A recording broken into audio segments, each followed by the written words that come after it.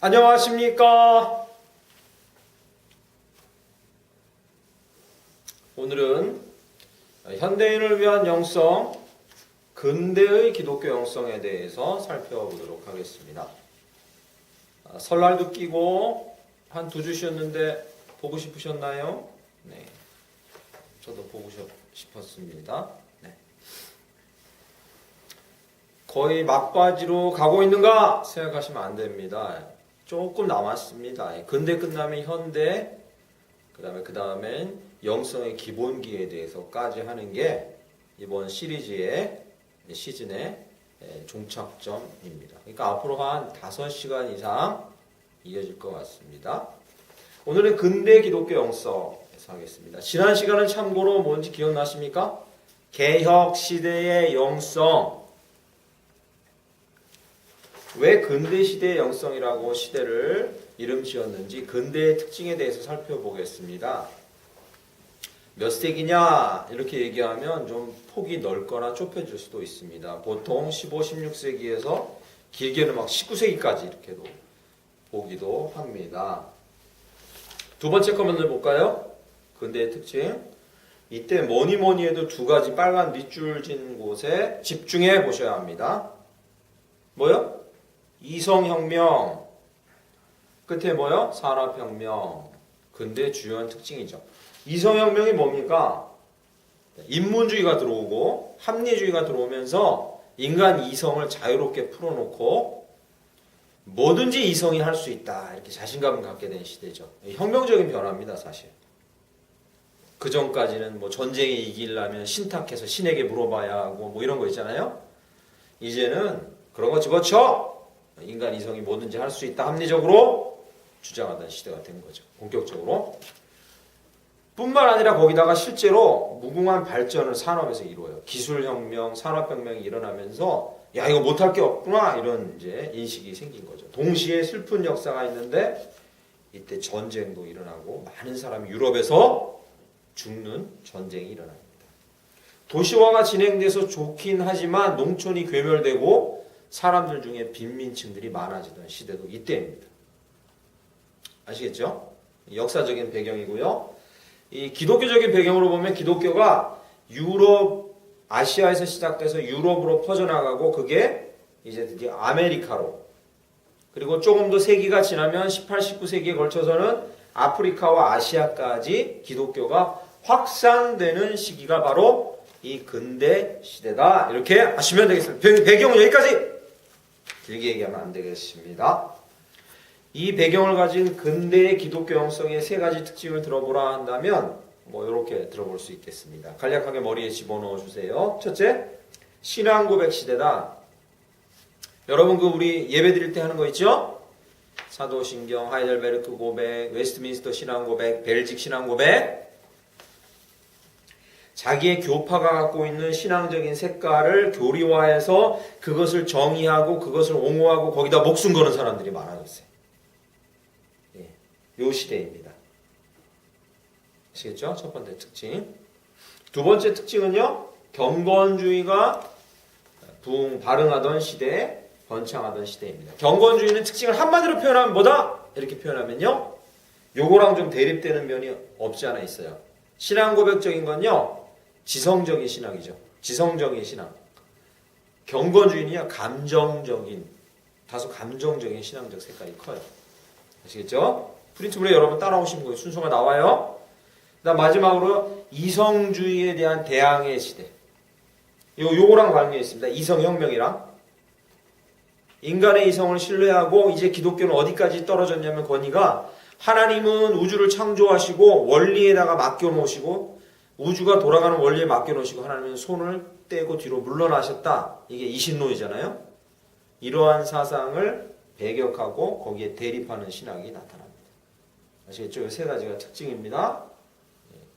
기억하시면 되겠습니다. 이러한 배경을 가지고 이 근대의 기독교 영성 살펴보도록 하겠습니다. 뭐라고요? 복잡한 거 아니에요. 간단하게만 해보도록 하겠습니다. 첫 번째, 이 근대 기독교 영성의 첫 번째 청교도와 경건주의자의 비교를 하지 않을 수가 없습니다.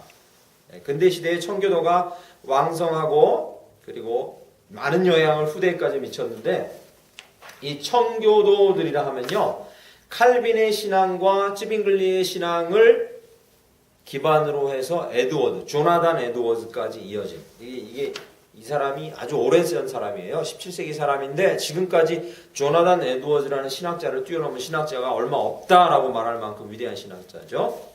하여튼 이 조나단 에드워즈를 마지막 청교도다라고까지 일컬어요. 요 시대에 창궐했던 신학적인 색깔 청교도. 원래는요 영국 국교회를 개혁하려고 시작됐어요. 이 영국 국교회가 지금으로 말하면 뭐냐면요 성공회. 즉 영국 왕실이 영국이라는 나라가 우리나라 종교로 공식으로 지정한다라고 한 기독교가 영국 국교회.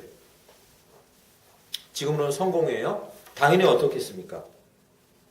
권력력이 대단하고 제도적이고 딱딱해져 가겠죠. 그래서 그것을 개혁하려고 시도하면서 저항한 게 청교도예요. 그래서 청교도주의자들이 이 영국 국교회 사람들에게 숱하게 많이 화형당하고 처형당해요.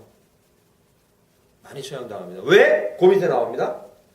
말씀과 성찬 외에는 다른 걸 인정하지 않았어요. 영국 국교회 사람들은 열받죠. 권위도 인정해야 되고 전통도 인정해야 되고 자기들 자리도 인정해줘야 되는데 그렇게 안 하니까. 오직 말씀과 성찬 위에만 서 있으니까.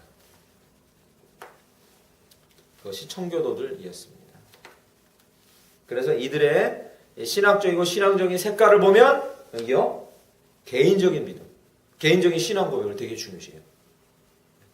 이 영국 국교회는 뭘 중요시했겠습니까? 제도 안에 들어와서 교회가 하라는 대로 순종하고 그것을 따르는 걸 중요시했겠죠. 여기는요 개인적인 신앙 고백, 믿음의 고백을 중요시하고요 죄를 자각하는 것. 죄를 자각하면 뭐가 되겠습니까? 회개하고 회심하는 것, 회심하고 자백하고 회개하는 게 되게 중요시해요. 그리고 자기의 신앙을 성찰해서 성장해 가는 걸 되게 중요시해요. 그래서 아직까지도 우리나라 사람들이 그렇게 청교도를 좋아해요. 왜? 반성하고 열심히 하고 뭐 이런 거 좋아하니까 청교도 좋아해요. 당연히 주일 성수에 목숨 거는 사람들. 청교도주의자들은 주일 성수에 목숨 거는 사람. 그날은 종교적인 헌신만 하지 영화 보러, 연극 보러, 술, 담배, 연극, 유흥을 즐기고 쾌락 절대 안 돼요. 되게 엄격했어요. 대표적인 사람이요. 한 사람만 꼽는다면 다른 사람 다 잊어버려도 되는데 누구요? 존 버년. 뭐의 저자죠? 철로역정. 철로역정이란 이 시대를 뛰어넘은 고전의 저자죠. 감옥에서 썼어요. 이 사람도 청교도나 이 영국 국교의 핍박을 받으면서 감옥에 들어가서 쓴 책인데 정말 명작이죠. 근데 이 존 버년의 철로역정은 이 청교도주의자들의 신앙적인 색깔을 그대로 잘 보여줘요. 내용 보시면 알지만요. 이 신앙이라는 걸 뭐와 비유해서 얘기하냐? 싸움. 영적인 싸움. 신앙인이 되는 순간부터 주님께 가는 때까지 죄와 유혹과 악마와 싸우는 것. 이 영적인 싸움에다가 비유해서 이 청교도 신앙을 설명하려고 해요. 아주 좋은 설명이죠, 그죠? 네. 우리나라 사람 좋아해요. 싸우고 열심히 하고 투쟁적으로. 그래서 청교도주의자들 되게 좋아해요. 참고로 말씀드리면 청교도라는 이름은요 영국에서 시작된 국교회 저항 세력을 청교도라 하지만 유럽, 저 영국 말고 유럽 본토에도 가톨릭에 저항한 세력들이 있었어요. 그들을 청교도라고 부르지는 않아요. 다양한 이름으로 불려요. 이런 종류의 사람들. 영국에서는 청교도를 하는데 저 유럽에서는요 위그노. 혹시 들어보셨어요? 세계사 책에 나와요. 위그노. 저 네덜란드에 가면 또 다른 이름으로 불려요. 이런 사람들 다 같은 부류의 사람이에요. 이런 색깔을 갖고 있지만 다른 부류의 사람들이에요. 기억하시면 되겠어요. 근데 이 청교도주의자들과 이 반대편 대척점에 서 있는 사람들이 누구냐? 경건주의자들. 비슷한 시대에 산 사람이에요. 경건주의자들. 이 경건주의자들은 신학적인 색깔은 보수적인 게 맞아요. 보수적이에요. 오히려 기본적인. 어디에 맥락을 하고 있어요? 독일 루터교로부터 나와요. 여러분 루터 살펴보면서 지난번에 했죠? 루터는요, 특징이 뭐예요? 가톨릭 전통을 많이 물려받아요. 오히려 독일 경건주의자들은요, 독일 루터교로부터 나왔는데 이들은 이 부분에서는 비슷해요. 색깔이. 보세요. 성찰, 회개, 회심 비슷해요. 그죠? 네, 비슷해요. 성찰, 회개, 회심 다 비슷해요. 그죠? 비슷해요. 그러나 틀린 게 있어요. 차이점이 이들이 말씀과 성만찬에 집중하고 주일 성수에 집중했다면 이 경건주의자들은요, 뭐요? 선교와 구제에 집중해요. 선교와 구제에 집중해요. 그래서 실제로 유럽 최초로 선교사를 훈련시켜서 파송한 데가 어디냐? 이 경건주의자들이에요. 유럽 최초로 이 선교사를 훈련시켜서 파송한 이 집단이 경건주의자들인데, 여러분 모라비안 교도 들어봤죠? 그리고 루터교도 이들로부터 유럽 최초의 선교사가 나와요. 좀 더 활동적이죠. 그리고 구제에 특별히 신경을 많이 썼어요. 좀 더 실천적이죠. 자, 대표적인 사람 두 사람만 들어보면요. 여기요. 필립 야콥 스페너, 아우구스트 헤르만 프랑케. 둘 다 사회적이고 실천적인 면을 많이 강조했던 사람들이에요. 이름 기억할 필요 없습니다. 한 번만 들어보시면 돼요. 그런데 이 경건주의자들에게도 단점이 있었으니 이 청교도주의자들처럼요. 이들은요. 대단히 반지성주의예요. 왜겠습니까? 여기에 반하다 보니까. 이 청교도주의자들의 대척점에 있다 보니까 반지성주의예요. 많이 배우면 뭐하냐? 신학적으로 왈가왈부해봐야 뭐하냐? 반지성주의예요. 그리고요. 독단적이고 율법주의에 가까운 색깔을 띄어요. 요게 경건주의자들의 약점이면 약점이었어요. 아시겠죠? 이 경건주의자들 중에 한 부류로 이 빨간색으로 제가 적어놓은 이 부류에 주의를 기울여야 합니다. 이 누구요? 퀘이커 교도들. 경건주의자들 중에서 좀 급진적인 경건주의인데 이 퀘이커 교도들 아직까지도 이 신봉자들이 남아있는데 퀘이커 교도들을 한마디로 표현하면 물론 이 사람들 좋은 일 많이 했어요. 이 사람들도요 경건주의자들처럼요 사회개혁, 실천, 선교 이런 데 관심 많이 가졌어요. 많이 가졌습니다. 그런데 이 퀘이커 교도들의 가장 치명적인 약점이 무엇이었냐? 성경보다 직접적인 영감의 권위를 위에다 두었다는 거예요. 치명적인 결함이죠. 그래서 이들은 예배 드릴 때 풍경이 어떠냐면요. 교회, 이 퀘이커 교도들은 그 집단 안에 사역자가 없고 목사가 없어요. 전문 사역자가 없고 목사가 없어요. 그러면 어떻게 예배 드리냐? 찬양하고 예배하다가 성령이 임해서 말하게 하는 자가 그냥 말하고 찬양하고 그렇게 예배드려요. 말씀에 대한 집중도가 떨어지는 거죠. 직접적인 영감을 되게 강조해요. 아시겠죠? 그래서 근대 시대의 영성하면은요, 뭐가 대립하고 있는 거예요? 이 청교도와 경건주의자들의 대립에 가장 큰 특징을 든다 그러면 뭐예요? 지나친 지성주의, 지나친 감성주의. 그렇게 될 수 있겠죠? 기억하시면 되겠습니다. 다음. 드디어 이제 근대 시대의 영성에 들어서 짜자잔 하고 등장하는 그 유명한 이름이 복음주의가 이제 등장합니다. 근대 시대 본격적으로. 그런데 복음주의가 등장하는 데는 배경이 있어요. 아까 근대 시대의 역사적인 배경 중에 하나가 뭐였죠? 이성혁명. 그죠? 이성이 최고예요. 합리적인 판단이 최고예요. 1700년대 들어와서 합리주의가 본격화되면서 거기에 반해서 이 세 가지 읽어보면 여러분 방금 들었는데 기억나시죠? 이거 뭐의 특징이에요? 경건주의자들의 단점인 거죠. 경건주의자들 반지성적이에요. 독선적이에요. 율법주의. 방금 들으셨죠? 그죠? 예. 이 근대 시대의 이 특징인 합리주의에 대립하는 세력으로 경건주의가 나왔다 해도 과언이 아니에요. 이게 두 개가 대립돼요. 세상은 막 이성주의로 흘러가니까 경건주의자들이 긴장한 거예요. 이대로 가다가 기독교가 잘못되겠다 해서 어떻게 해요? 반지성주의로 한 거예요. 이대로 가다 안 되겠다 해서 독선적으로 과도하게 세상 세력으로부터 자기 스스로를 분리시킨 거예요.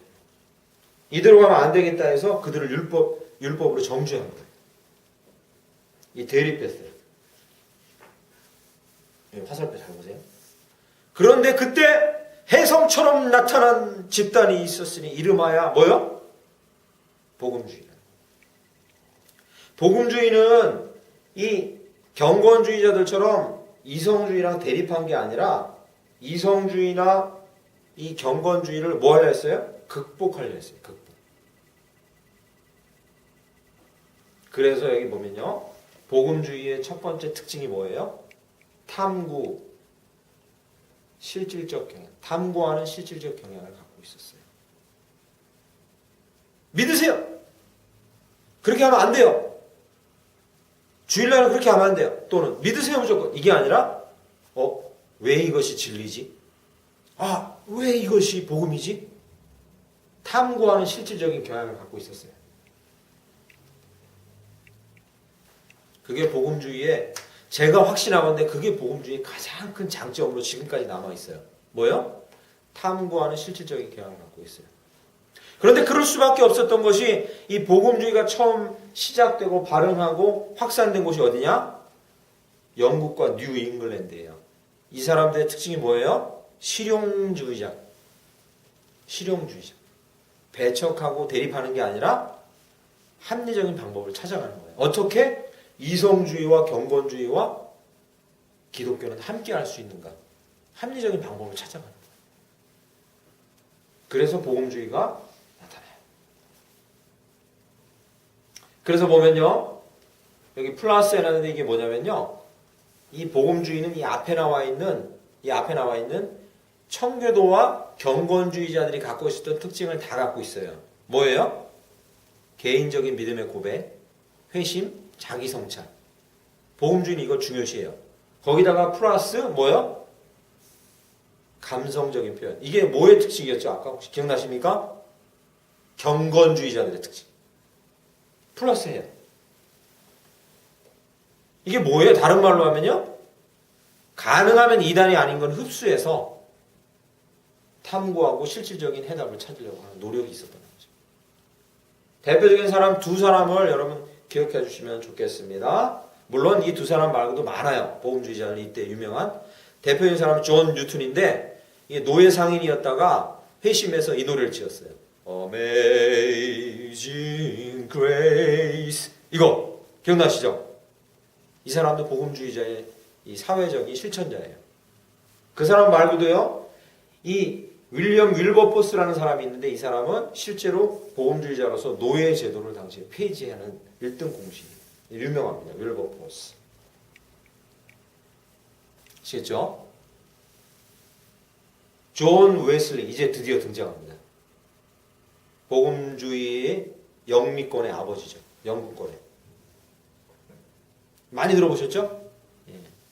존 웨슬리가 하로는 대학에 다니면서 자기 형제와 함께 우리 이대로 살면 안 되겠다 하고 성령의 역사에 붙들림 받아서 이제 탐구하고 또한 실질적인 신앙을 살아보자 해서 그들은 함께 모여서 정기적으로 기도하고 금식하고 그리고 거룩한 교제를 나누고 그리고 실천해야 된다 그러고서 교도소를 찾아다니면서 복음을 전해요. 그러면서 시작되는 모임이에요. 존 웨슬리 모임. 그래서 그가 중요시했던 게 뭐냐면 마음이 뜨거운 신앙 그리고 엄격하게 매일매일 자기를 다스리는 신앙. 그것을 실천해요. 그래서 여기서 나온 단어가 뭐냐면요. 메도디스트. 이게 나중에 뭐가 되냐면 감리교의 이름이 돼요. 감리교를 뭐라 그러냐면 메소디스트라고 해요. 이 메소디스트가 뭐냐면요. 우리말로 방법론. 방법론이에요. 그러니까 얘네들이 뭐 하냐면요. 신앙을 어떻게 실현하지? 방법론을 막 찾아요. 우린 거룩한 교제를 해야 돼. 교도소에 가서 증거해야 돼. 표를 짜가지고 매일 체크해요. 이거 해야 돼, 저거 해야 돼. 그러다 보니까 걔네들한테 붙여진 별명이 뭐예요?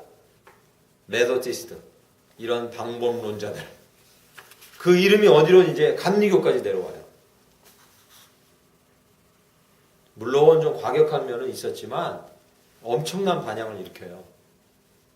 유럽에서. 존 웨슬리. 복음주의의 대표적인 주자죠. 그래서 이제 이 복음주의가 영향을 미쳐가지고 세계의 분파가 이루어지는데 방금 말씀드린 메소디스트, 감리교 또 하나는요. 빈민층, 당시 유럽의 공장지대나 도시지대의 극빈민층의 복음을 증거했던 나사렛 교단. 이거 우리나라에서 보기 힘들지만 미국이나 영미지역엔 많아요. 나사렛 교단. 또 하나는요. 완전 성화. 우리 죽기 전에 완전 성화될 수 있다고 주장하는 구세군. 우리나라도 있죠. 이거 구세군. 네. 이런 교단들로 만들어져요. 아시겠죠? 우리가 두 번째 청교도와 경건주의를 비교해봤다면 근대 시대에 꼭 비교해봐야 될 게 이성주의와 복음주의. 꼭 기억해야 합니다. 이성주의를 극복하려고 복음주의가 나와요. 아시겠죠? 네, 마지막 근대 시대의 특징 마지막 카톨릭 어떻게 발전해 나갔는가 그리고 선교 두 가지만 하고 마치도록 하겠습니다. 카톨릭 프랑스에서 카톨릭이 전 세계로 영향력을 크게 뻗쳐요. 프랑스 신학자들과 신부들이. 대표적인 사람 두 사람은 먼저 기억해야 합니다. 니콜라스 하머 이렇게 하면 몰라요. 하나님의 임재 연습하면 알아요. 로렌스 형제 들어보셨죠? 그 하나님의 임재 연습을 지은 로렌스 형제의 본명이 니콜라스 하머. 자기를 다스리고 수도자적인 영성으로 갈멜 수도회에서 식당에서 평생을 수도하면서 하나님의 임재를 연습. 자기 이 수도자적인 연습. 또 한 사람은 피에르 베릴, 영성학파의 창시자. 사실 여러분 처음 시간이나 둘째 시간에 했는데 영성이라는 단어를 누가 처음에 근대에 사용했느냐? 프랑스에서. 프랑스 신학자. 아시겠죠? 그리고 프랑스의 가톨릭의 이 영향력 중에 하나가 역시 신비주의죠. 예수와 마리아의 신성한 마음에 집중하고 그들의 사랑에 집중하고 이 신비주의죠. 기억나시죠? 네, 이 세 가지 특징 갖고 있다. 두 사람 기억하시고 예수와 마리아의 신성한 마음에 집중했다. 기억하시면 되겠습니다. 아시겠죠? 이 전통이 계속 내려와요. 지금도. 마지막 이 근대시대의 기독교 영성에 대해서 살펴볼 때 선교를 빼뜨릴 수 없는데 앞부분에 설명드렸죠. 근대시대에 유럽을 넘어서 어디까지?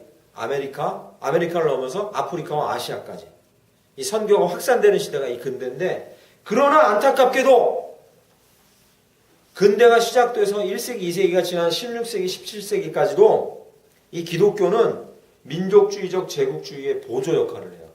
무슨 말씀인지 아시죠? 제국주의자들이 제3세계에 가서 수탈하고 그들을 노예 삼고 그 국가를 자기의 종속국으로 삼을 때 가서 예수님 믿으세요.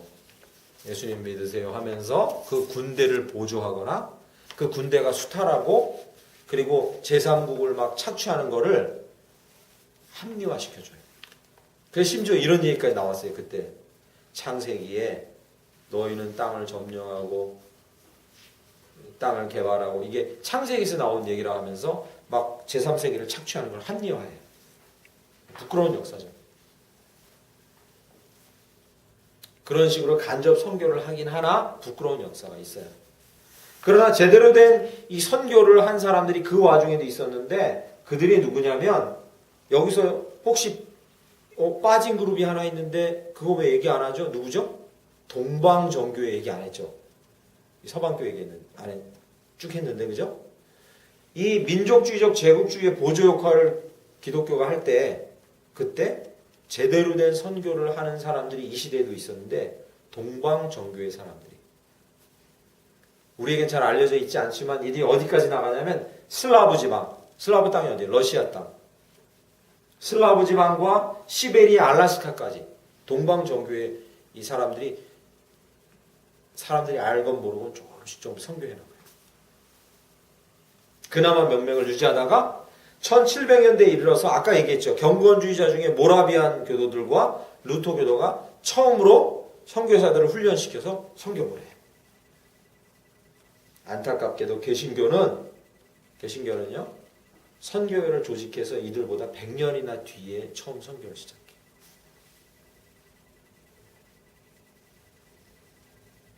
1800년대 이후에나 본격적인 선교가 우리 개신교 안에서 이루어져요. 좀 부끄럽기는 하지만 그래도 그때부터 선교가 본격화되기 시작합니다. 이상! 입니다. 오늘은 조금 많은 내용을 하느라고 복잡했는데 정리해 보도록 하겠습니다. 근대의 기독교 영성의 배경이 되는 건 무엇이냐? 신앙 고백, 영성, 그 다음 경건주의, 그 다음 이성주의에 반항하는 신앙이 나타나기 시작합니다. 반응을 하죠. 기억나시죠? 근대시대의 영성을 이해하시려면 청교도주의와 경건주의의 비교를 잘 보셔야 돼요. 청교도주의는요, 말씀과 성례에 집중했지만 지성적으로 흘러갔고, 경건주의는요, 감성적으로 흘러가는 경향이 강했다. 대표적인 건요, 퀘이커교도. 심지어는 직접적인 영감을 중요시했다. 성경보다 더 위험하죠.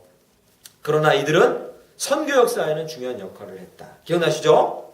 예. 이성주의가 사회에 만연하고 경건주의가 그것에 대립할 때 대립하지 않고 그것을 뛰어넘고 극복하려고 했던 세력이 나타났는데 이름하여 복음주의자들이 나타났다. 이들의 실질적인 특징은 무엇입니까? 탐구하고 실질적으로 탐구하는 경향을 갖고 있었다. 기억하시면 되겠습니다. 그리고 이 시대에 캐톨릭은 프랑스로부터 많이 발응해서 영향을 미쳤고 선교가 본격화되기 시작했다. 정리 끝! 감사합니다.